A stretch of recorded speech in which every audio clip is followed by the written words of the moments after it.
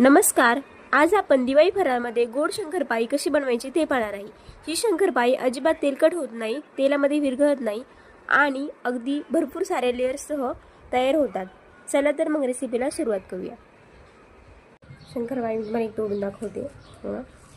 अतिशय खुसखुशीत अशी ही शंकरपाळी तयार झाली आहे. हे बघा, अजिबात तेलकट झाली नाही, तुम्ही पाहू शकता. गोड शंकरपाळी बनवण्यासाठी सर्वप्रथम इथं मी 1.25 कप दूध घेतलं आहे. या कपाने मी इथं दूध मोजून घेतलं आहे आणि सर्व साहित्य मी एकाच कपाने मोजून घेतलं आहे. तुम्ही घरातील कोणतीही एक वाटी सेट करू शकता. दूध हे मी नॉर्मल टेम्परेचरवरचे घेतलं आहे 1.25 कप या कपाने. आता दुधामध्ये मी घेतलेली इथं ही 1.25 कप मला साखर टाकून घ्यायची आहे. 1/2 कप. तुम्ही जर गोड कमी खात असाल तुम्ही इथं 1.25 कप दूध आणि 1 कप साखर टाकली तरीही चालेल. आता हे मिश्रण आपल्याला गॅसवर ठेवायचं आहे. साखर वितळून घ्यायची आहे पूर्णपणे आणि एक चांगली या मिश्रणाला उकळी काढून घ्यायची आहे. साखर दुधामध्ये पूर्णपणे विरघळून घ्यायची आहे. तुम्ही जर गोड कमी खात असाल तर तुम्ही याच्यामध्ये 1च कप साखर टाका किंवा तुम्ही जी काही मोजून घेताल वाटीने ग्लासाने कशाने जो मैदा मोजून घेताल त्या मापाने फक्त 1च वाटी याच्यामध्ये साखर टाका. गोड तुम्ही खात असाल तुम्ही याच्यामध्ये 1.25 कप साखर टाका. 1.25 कप दूध आणि 1.25 कप साखर याच मापाने मी मोजून घेतलं आहे सर्व साहित्य. साखर इथे वितळते तोपर्यंत आपण मैदा मोजून घेऊ. इथे मी एक मोठी परात घेतली आहे आणि त्यामध्ये हा अर्धा किलो मैदा घेतला आहे. मैदा मी एकाच कपाने मोजून घेतला आहे. 4 कप मैदा मी घेतला आहे. 4 कपमध्ये हा अर्धा किलो मैदा पूर्णपणे बसतो. मी पुन्हा एकदा तुम्हाला मोजून दाखवते. मैदा मी स्वच्छ चाळून घेतलेला आहे. कप भरताना आपल्याला खूप असं फुल भरायचं नाही आहे, दाबून दाबून भरायचं नाही आहे. हलक्या हाताने मी इथं 4 कप मैदा मोजून घेतलेला आहे.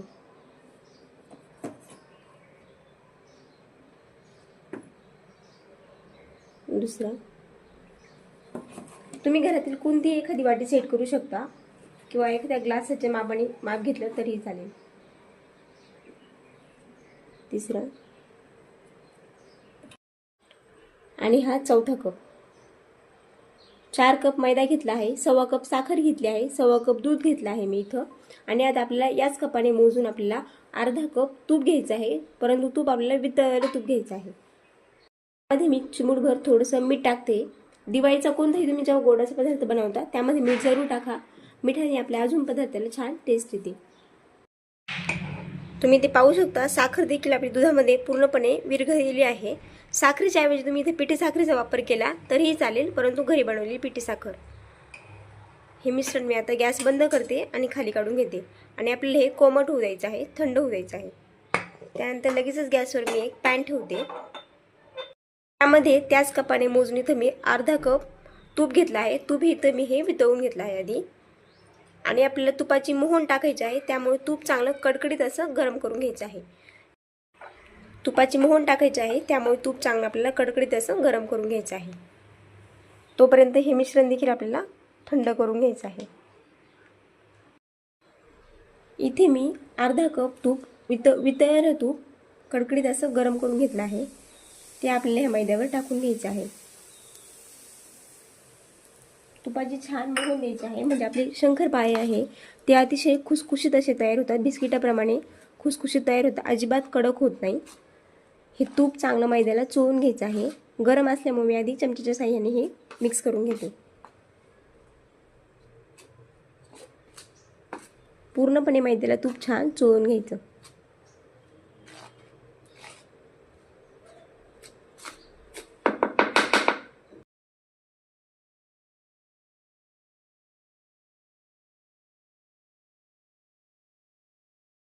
इथं आपल्याला हे वितळलेलंच तूप वापरायचं आहे. जर तुम्ही तसं केलं नाही तर तुमचं तुपाचं प्रमाण कमी जास्त होऊ शकतं आणि शंकरपाळे बिघडू शकतात. त्यामुळे वितळलेलं मी इथं अर्धा कप तूप घेतलेलं आहे. तुम्ही वाटीने घेतलं तर अर्धी वाटी तुम्ही तूप घ्या.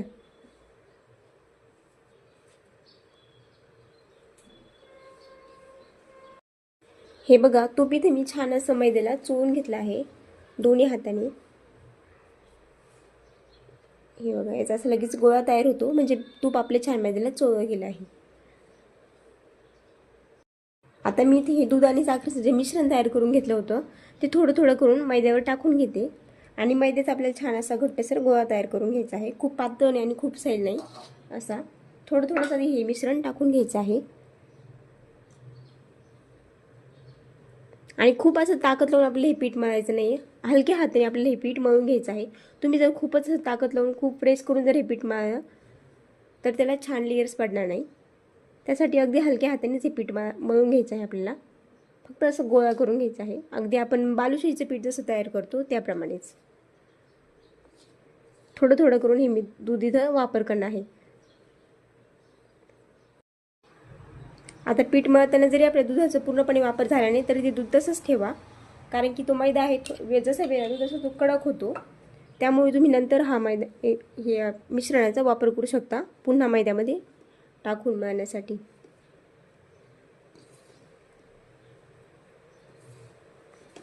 मी पिठाचा छान इथे गोळा तयार करून घेते. आता खूप असं ताकद लावून नाही मळायचं फक्त. हे बघा, इथं मी आपले हे शंकरपाळ्याचं पीठ तयार करून घेतलं आहे. खूप सैल पण नाही करायचं आणि खूप कडक पण नाही ठेवायचं. या प्रकारे आपल्याला हे पीठ तयार करायचं आहे. त्यानंतर इथं माझं हे अर्धा कप मिश्रण तसंच उरलेलं आहे, परंतु हे देखील मी नंतर यूज करणार आहे. जसं वेळ जातो तसं आपलं हे मैद्याचं मिश्रण कडक होतं, पीठ थोडंसं कडक होतं. त्यामुळे ते मिश्रण पुन्हा आपल्याला गरम करायचं, थोडंसं कोमट करायचं आणि त्यामध्ये पीठ मळून घ्यायचं आणि शंकरपाळे पुन्हा तयार करून घ्यायचे. आता लगेचच मी याचे शंकरपाळे तयार करायला घेते. हे भिजवायची वगैरे काहीच गरज नाही, रेस्ट करायला ठेवायची देखील काहीच गरज नाही. लगेचच तुम्ही शंकरपाळे तयार करायला घेऊ शकता. इथे मी पिठाचा एक भाग काढून घेतलेला आहे. याची आपल्याला एक पोळी, जाडसर अशी पोळी लाटून घ्यायची आहे. खूप पातळ पोळी लाटायची नाही, जाडसरच ठेवायची आहे. परंतु लेयर्स पडण्यासाठी आपल्याला याला फोल्ड करून घ्यायची आहे. ती कशा प्रकारे मी व्हिडिओमध्ये दाखवते त्या प्रकारे.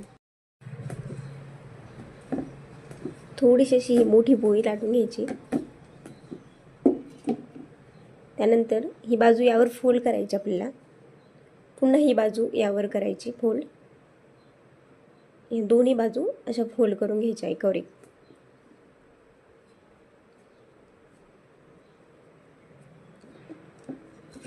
आणि डबल आपल्याला तीच प्रोसेस करायची आहे. थोडी पोळी लाटून झाली की पुन्हा तीच प्रोसेस करून घ्यायची.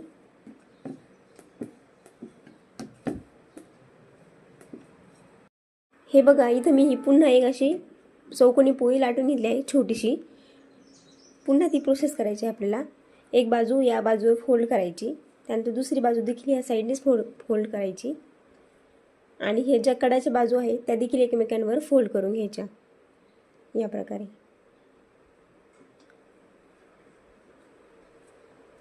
हे बघा, आणि या हलक्या हाताने आपल्याला ही पोळी लाटून घ्यायची आहे. आता खूप प्रेस करायचं नाही, अगदी हलक्या हाताने ही लाटून घ्यायची.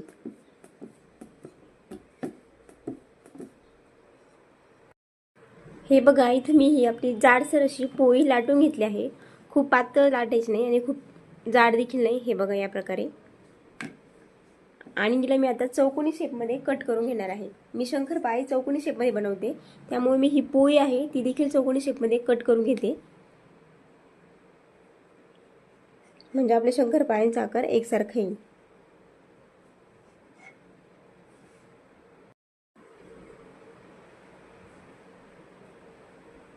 हे बघा या प्रकारे. या पोळीच्या आत आपल्याला शंकरपाळे कट करून घ्यायचे आहे. तुम्हाला हव्या त्या आकारात तुम्ही कट करू शकता. डायमंड शेपमध्ये कट केले तरीही काही हरकत नाही, पण मी चौकोनी शेपमध्ये करते आणि सर्व सारखे दिसावे त्यामुळे मी ही पोळी चौकोनी शेपमध्ये कट करून घेतली. छोटे मोठे तुम्ही तुमच्या आवडीनुसार कट करू शकता. मी मीडियम साईजचे शंकरपाळे कट करून घेते. हे बघा या प्रकारे. या साईजचा शंकरपाळा आपल्याला कट करायचा आहे. खूप जाड नाही आणि खूप पातळ देखील नाही.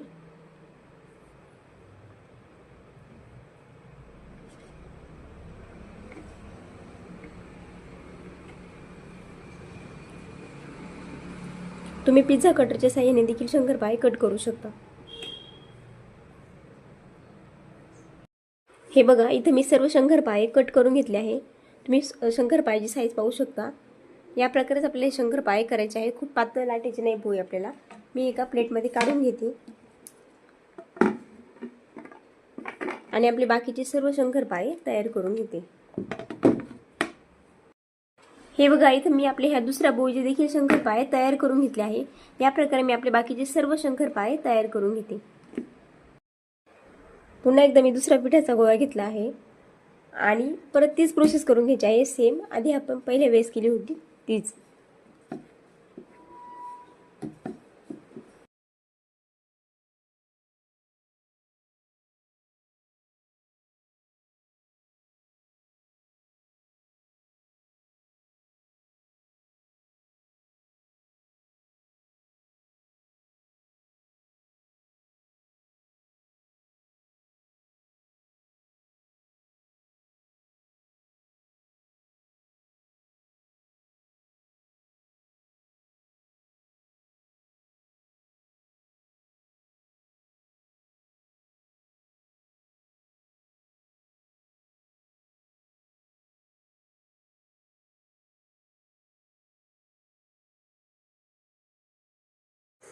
हे बघा, इथं मी आपल्या सर्व पिठाची शंकरपाळी आहे ती तयार करून घेतली आहे. मी एकाच वेळेस सर्व शंकरपाळी तयार करून घेतली आहे आणि आता लगेच आपण ही शंकरपाळी तळून घेऊ. त्यासाठी मी मध्यम आचेवर तेल गरम होण्यासाठी ठेवलं आहे. इथे मी शंकरपाळी तळण्यासाठी मध्यम आचेवर तेल गरम करून घेतलं आहे. शंकरपाळी तळण्यासाठी आपल्याला मंद ते मध्यम आचेवरच तेल गरम करायचं आहे. खूप धूर निघेपर्यंत शंकरपाळी आपल्याला तळायचे नाही ते तेलावर, नाहीतर शंकरपाळी टाकल्या विरघळतील किंवा एक तर जळून जातील. मी झाऱ्याच्या साह्याने शंकरपाळ्यामध्ये सोडून घेते. ते चिटकत वगैरे नाही, ऑटोमॅटिक जसे सेट होतात तसे वेगळे होऊन जातील. त्याला एखादं मिनटं सेट होऊ द्यायचं आहे आणि मगच त्याला चमच्याच्या साह्याने थोडेसे वेगळे करून घ्यायचे आहे. आणि मंद ते मध्यम आचेवर शंकरपाळे जर तुम्ही तळून घेतले तर शंकरपाळ्याला लेयर्स छान पडतात, कलर देखील सुंदर येतो. बघा,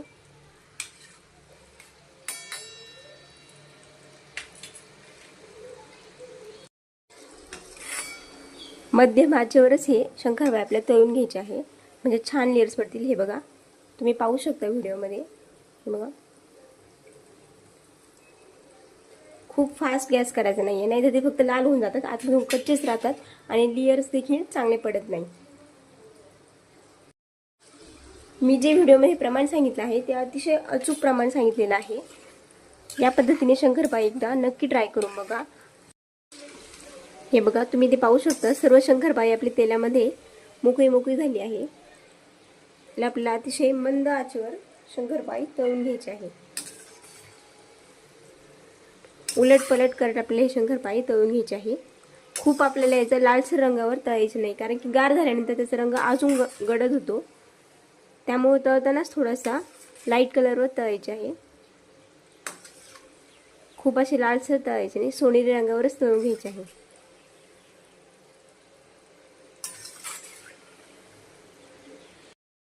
हे बघा, तुम्ही ते पाहू शकता, शंकरपाळी आपली इथे छान अशी तळून तयार झाली आहे.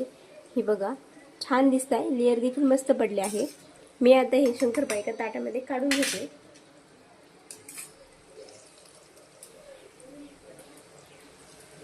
गॅस कंटिन्यू आपल्याला मध्यम आचेवरच ठेवायचा आहे, मंद ते मध्यम आचेवर.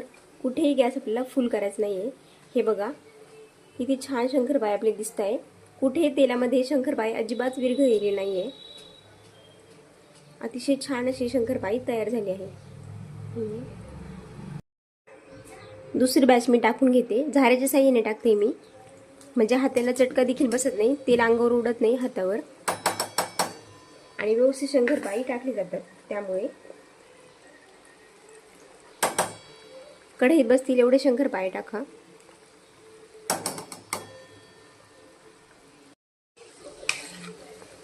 थोडेसे सेट झाल्यानंतर फक्त एकदा चमच्याने हलवून घ्या. शंकरपाळे तसे चिटकत नाही, पण एकदा हलवून घ्यायचं म्हणजे शंकरपाळे कुठेही चिटकणार नाही एकमेकांना. नाही हलवलं तरी ती चिटकत नाही कढईमध्ये. आणि मंद गॅसवर आपल्याला हे छान तळून घ्यायचे आहे. तुम्ही ती ही शंकरपाळीची साईज पाहू शकता. हे बघा, या साईजचा शंकरपाळा किती छान असा टम्म फुगलेला आहे. अगदी दुपटी तिपटीने हा शंकरपाळा फुललेला आहे. हे बघा, या प्रकारे खूप छान शंकरपाळी इथे तयार होतात. तुम्ही एकदा नक्की ट्राय करून बघा. खूप खुसखुशीत आणि अगदी बिस्किटासारखी शंकरपाळी तयार झालेली आहे. हे बघा, इथे आपली ही शंकरपाळ्यांची दुसरी बॅच देखील तळून तयार झाली आहे. याच रंगावर आपल्या शंकरपाळे तळून घ्यायचे आहे. खूप आपले लालसर शंकरपाळे करायचे नाही. आता थंड झाल्यानंतर त्याचा कलर अजूनच लाल होतो. सर्व शंकरपाळे मी एका ताटामध्ये काढून घेते.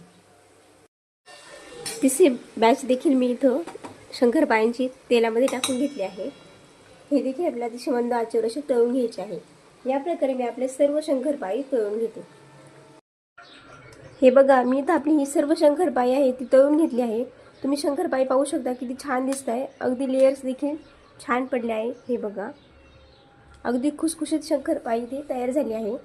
कुठेही अजिबात शंकरपाळी तेलकट झालेली नाही. हे बघा, थोडीसुद्धा तेलकट झालेली नाही आहे. अतिशय खुसखुशीत अशी ही शंकरपाळी तयार झाली आहे. तुम्हाला ही माझी रेसिपी कशी वाटली? आवडली असेल तर व्हिडिओला एक लाईक नक्की करा. तसेच या दिवाळी या पद्धतीने शंकरपाळी नक्की ट्राय करून बघा. शंकरपाळी मला एक तोडून दाखवते.